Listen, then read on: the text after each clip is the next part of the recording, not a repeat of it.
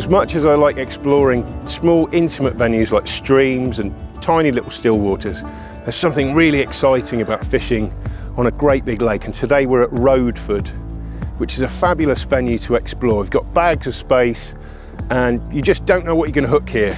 Could be a trout of 6 inches, but it could also be one of 6 pounds.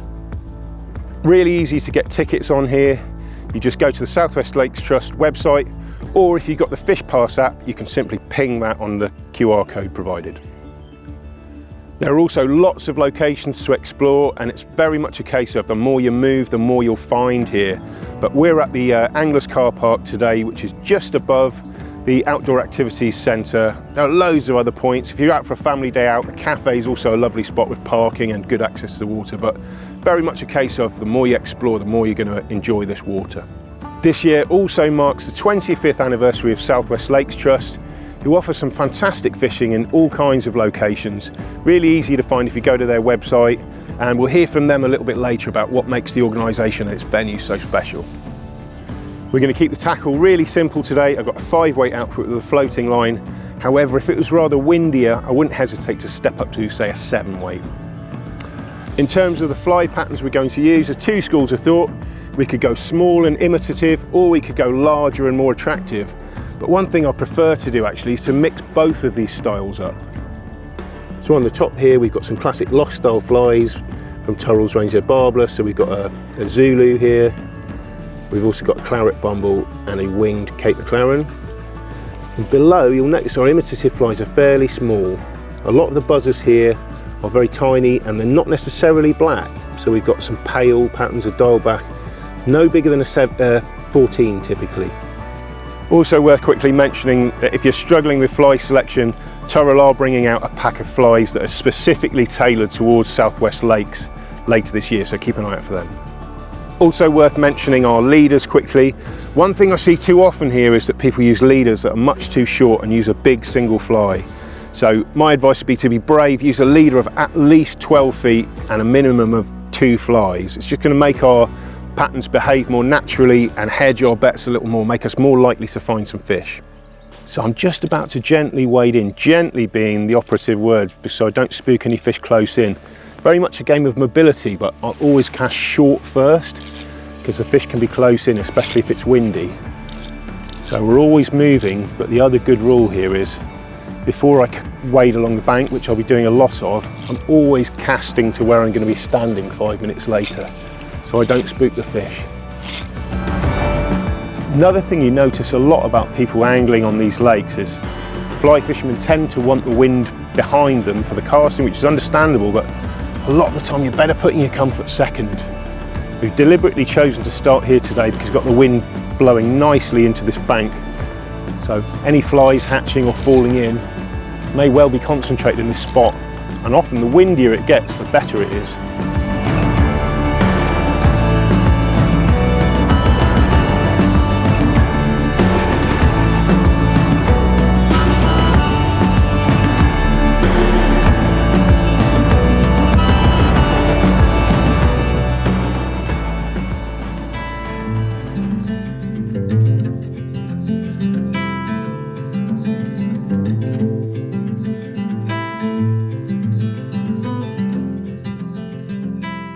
Well, that's frustrating. We've been fishing for a good hour or so now, but nothing much going on in the main lake. But I've shown the value of chest waders.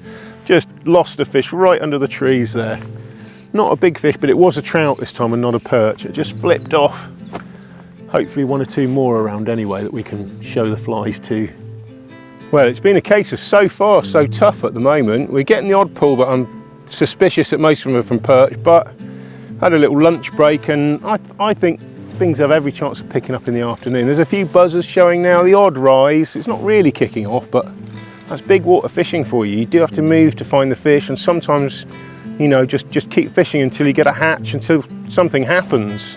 So we're just going to keep going, because it can all change very quickly.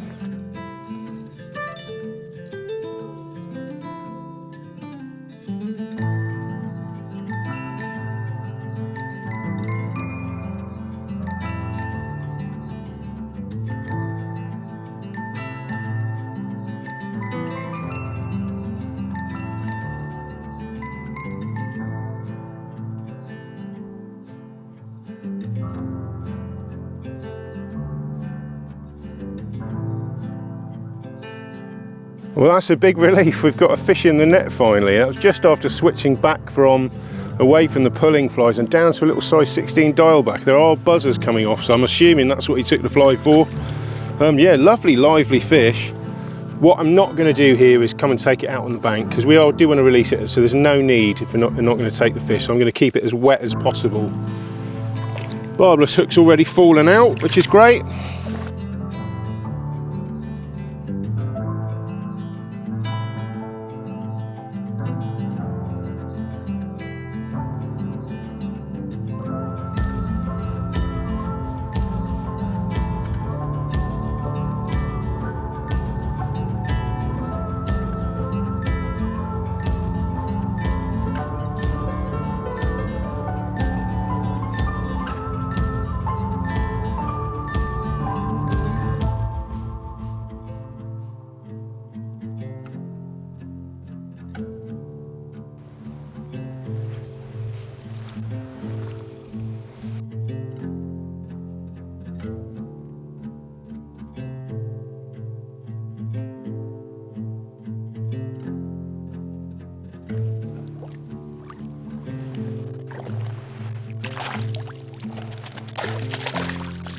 Well, that shows you just how quickly things can change on these big lakes. We had a really very slow morning by the standards of Roadford, but within the space of 10-15 minutes we've had 2 fish. This one is very much the little brother in terms of size, but it's an absolutely beautiful fish. Probably a wildie. Can often tell by they're more densely spotted than the stockies generally. And you can tell by that milky edge to the fin, the edge of my little finger is. But that's a delightful fish. Absolutely beautiful.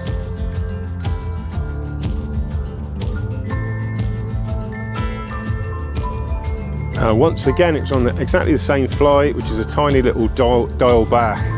I have to say that's a real confidence fly. I doubt there's another pattern that's caught me more wild brown trout than that fly.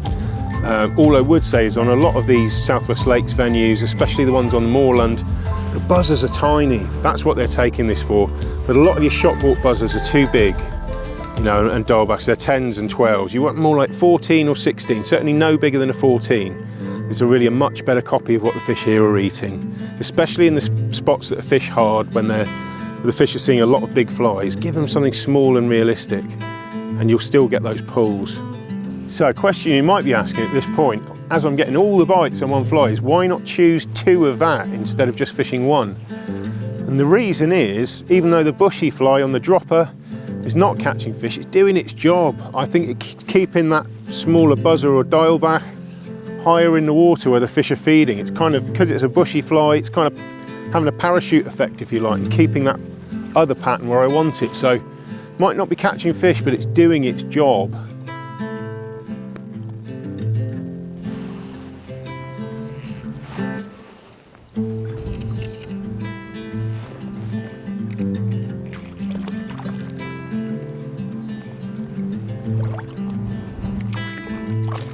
Oh, well, catch and release fishing, eh? That one decided to release itself before I could do the job. That was lovely. Again, same pattern. The fish are taking on the paws. I'm just letting the breeze do the work and the fish are doing the rest.